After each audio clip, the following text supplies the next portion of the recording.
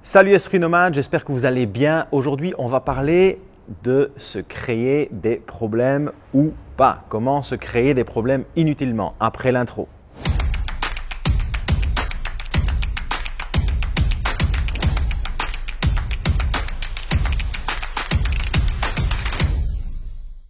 Alors, j'avais envie de vous faire cette vidéo parce que je constate autour de moi pas mal de personnes qui ont tendance à se créer des problèmes avant même que ces problèmes n'arrivent. Et en fait, la plupart de ces problèmes naissent de peurs qui naissent entre vos deux oreilles, comme j'aime bien de le dire, simplement par peur qui arrive tel événement et que la majorité du temps, quand je rencontre des personnes comme ça, ce sont des personnes qui aiment de tout contrôler, mais malheureusement, ou heureusement, moi je préfère de dire que c'est heureusement, dans cette vie terrestre, on ne peut pas tout contrôler et en général, au moins on essaye de contrôler, au plus on essaye de naviguer sur le flow, au plus la vie est douce et au plus elle va vous amener des choses, des surprises, des merveilles, des petits miracles et au plus vous allez vous sentir vivant. Donc, c'est pour ça que j'avais un peu envie de partager avec vous cette thématique et de pouvoir réfléchir ensemble et de pouvoir peut-être vous éveiller sur certains points parce que je vois beaucoup de souffrance chez ces personnes qui ont tendance à réfléchir à toutes les possibilités, à tout ce qui pourrait arriver avant même que ça n'arrive. Et il n'y a pas d'âge pour ça. J'ai des personnes très jeunes, je rencontre des adolescents qui me disent « oui, mais si je ne fais pas ça, il va se passer ça. » Et au final, avec l'expérience, on se rend compte que la plupart des problèmes, dans 95% des cas, j'ai envie de dire, ils ne verront jamais le jour. Donc, à quoi bon essayer de trouver des solutions à des problèmes qui ne vont jamais voir le jour? Ça ne fait juste aucun sens. Tout ça, c'est juste dans notre mental.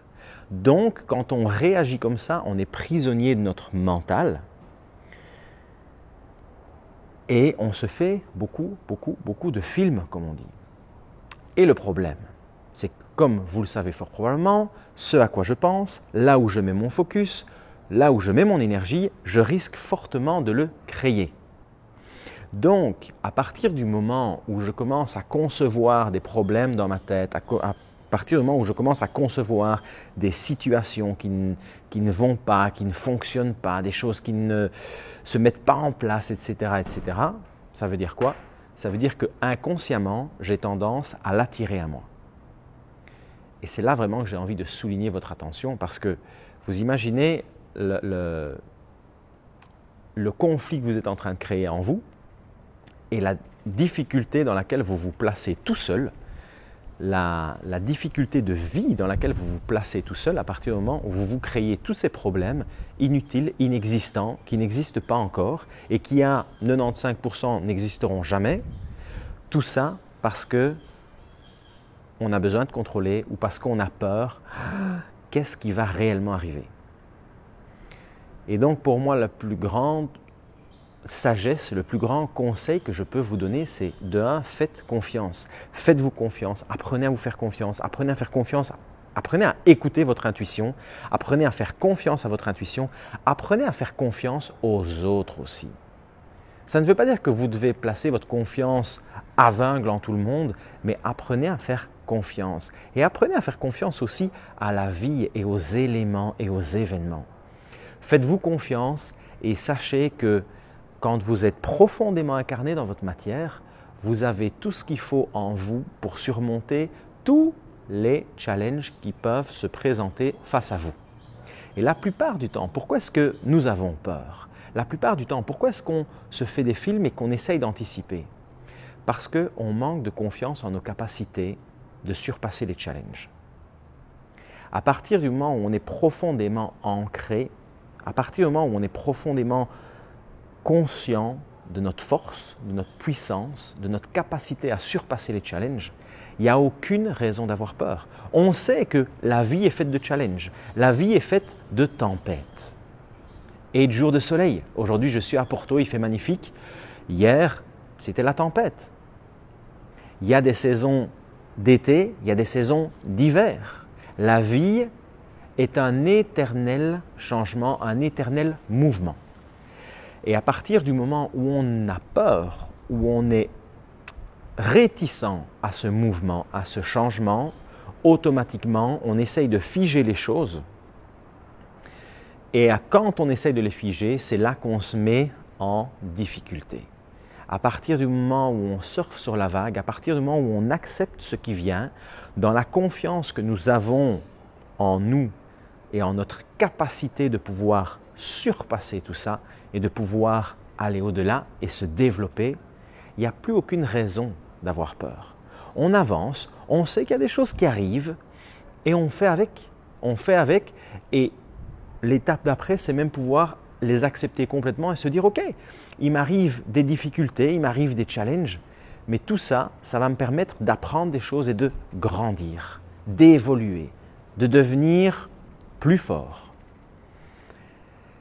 Et la vie, à partir du moment où on retrouve cet ancrage, une partie aussi de cette, moi le mot qui me vient clairement, c'est cette insouciance, un peu cette insouciance de l'enfance.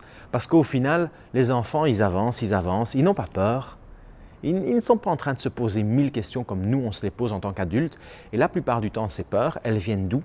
Quand vous regardez bien comment ça se crée dans notre mental, d'expériences qui n'ont été pas fort agréables. Imaginez, on a tous vécu, et c'est pour ça par exemple je vais prendre cet exemple, on a tous vécu une rupture amoureuse. Et une rupture amoureuse dans le cas où, je pense que beaucoup d'entre nous l'ont vécu, une rupture amoureuse dans le cas où ce n'était pas notre choix.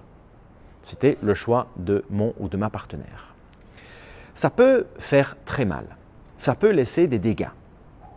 Mais est-ce pour la cause que s'il y a 20 ans, j'ai subi une grosse rupture amoureuse qui m'a fait très mal, est-ce pour la cause que je vais rester les 60 ou 80 ans qui me restent à vivre tout seul ou à ne plus jamais fréquenter des femmes parce que j'ai été blessé par une femme? Je pense que ça, au niveau de l'amour, au niveau des relations, on passe au-dessus. Il y en a certains qui ont vraiment difficile, qui mettent plusieurs années et c'est OK. Mais vous voyez, on passe au-dessus. Mais tout ça pour vous expliquer le processus qui est, je vis un événement qui est douloureux, ça s'ancre dans ma mémoire et j'espère ne plus le revivre. Quels que soient les événements, on a toujours la possibilité de les voir de différents angles. Il y a certains qui vont voir ma main comme ceci, il y en a certains qui vont la voir comme ceci. Il y a certaines personnes qui, en cas de problème, en cas d'événements très lourds à vivre, comme par exemple la perte d'un membre de la famille ou d'un être qui est cher, qui vont cesser réellement de vivre et qui vont se créer une souffrance immense pendant le reste de leur vie. Alors que, contrairement à ça, j'ai rencontré plusieurs personnes qui utilisaient cet événement comme un moteur, un déclencheur. Vraiment, comme, et qui me disaient, qui me partageaient, mais non, moi, si mon frère est décédé, justement, moi, je veux être une ode à la vie pour lui. Parce que lui n'a pas pu en profiter, moi, je veux en profiter pour lui aussi.